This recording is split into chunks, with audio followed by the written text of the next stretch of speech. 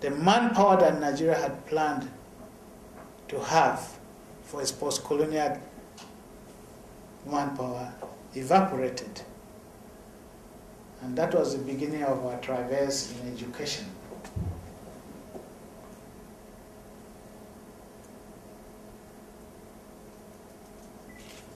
Somehow,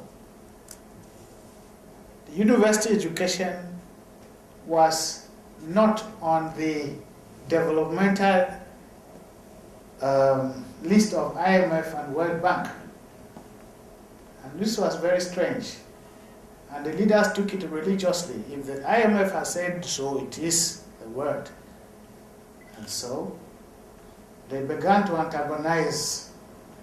And I was one of those lecturers who was growing in the university system. And I saw life on the campus deteriorate to the extent that it became impossible to move on. We would go on strike, and the military will ignore us totally. The strike will last for a year without teaching, and nobody cared. Finally, as God will have it, a lot of things happened, and the military exited. When it was no longer fashionable to have military governments in the world, Nigeria became a full democracy in 1999.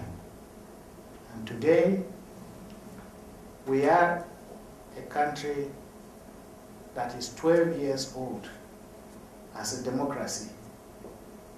And when you compare that with Canada's 130-something odd years as a democracy, it is amazing that we can even talk and claim to be playing the same kind of democracy that Canada has.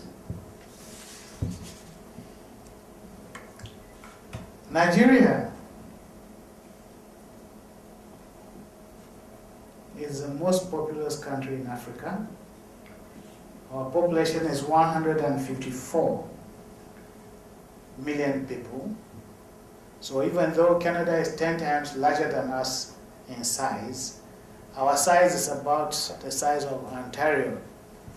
And if we have an Ontario province being the size of Nigeria with 154 million people living here, you can just imagine how populated Ontario would be.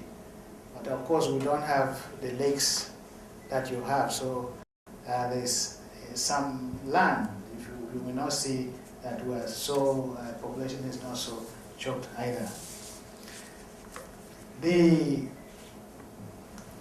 Coming to this university was to mean an act of desperation, a personal desperation and a desperation on behalf of my country, Nigeria, then, because 12 years as a democracy, very ambitious country, we want to be the 20th largest economy in the world in the next 8 years. How can that be done? And the quickest route to achieving this, I believe, will be through education. We are a country of good people, just like Canada, and Nigeria is a country whose people are rugged, they are resilient, and they are survivalists. And I say this for every Nigerian without mincing words, that wherever you throw a Nigerian, and they are found all over the world, including the Arctic. Last year, I traveled with the diplomats in Nigeria to a place called Resolute Bay. And there's a research center there, and there's not much. I don't know how many Canadians have gone to Resolute Bay. And yet, by the time we were shown into the dining room, to the restaurant of the small research center, I saw some middle-aged man who wore the cap of a chef, and he said he was Nigerian. So Nigerians literally have gone and traversed the whole world. We have survived so much. Today, we are Africa's largest market. We are one of the largest and strongest economies in Africa, and we are Canada's largest trading partner today in Africa.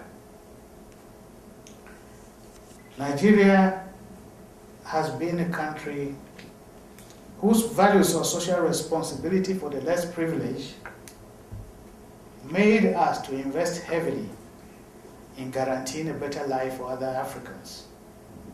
We have, like Canada, invested heavily in peacekeeping in the rest of the world and Africa. We fought against apartheid in South Africa. We supported the liberation of Angola. We helped to bring peace and democracy in Liberia, Guinea, Democratic Republic of the Congo, Rwanda, Burundi, Cote d'Ivoire, and many other nations. And we expended billions of dollars giving aid to less privileged African nations without any strings attached. Today, Nigeria runs a Nigerian Peace Corps, where we send out doctors and engineers and teachers to other African and Caribbean countries, and there are no strings attached, and we have never ever said this is how much we are spending, because it is very un-African to give aid and to talk about the size of that aid. But we, like Canada, think alike, behave alike, and today we are taking similar decisions and standing side by side to think out of the box and say things that even puts Nigeria at risk with their other African neighbors, as it had been. When we were fighting against apartheid, Canada and the United States were supporting the apartheid regimes at that time. We took the decision in support of liberation. Today, we support the transition government in Libya, and other African countries thought we did the wrong thing. We are happy that Canada has stood by us, shoulder to shoulder. A few months ago, we took a decision that Laurent Gbagbo must leave, and in his place, the winner of the election in Cote d'Ivoire, Ouattara, be sworn in his place. And Nigeria was again vilified by fellow African nations, but we took the decision on behalf of the people of Cote d'Ivoire, in the same way as we are taking the decision about Libyan people, as we condemn what is happening in Syria. And we are not doing this to please anybody. We are doing this because Nigeria has come of age to take its rightful place as one of the world's largest democracies, taking on the challenge to take decisions that challenge us as well. And we have a government today that is very responsive to this responsibility. But we cannot move forward without developing education.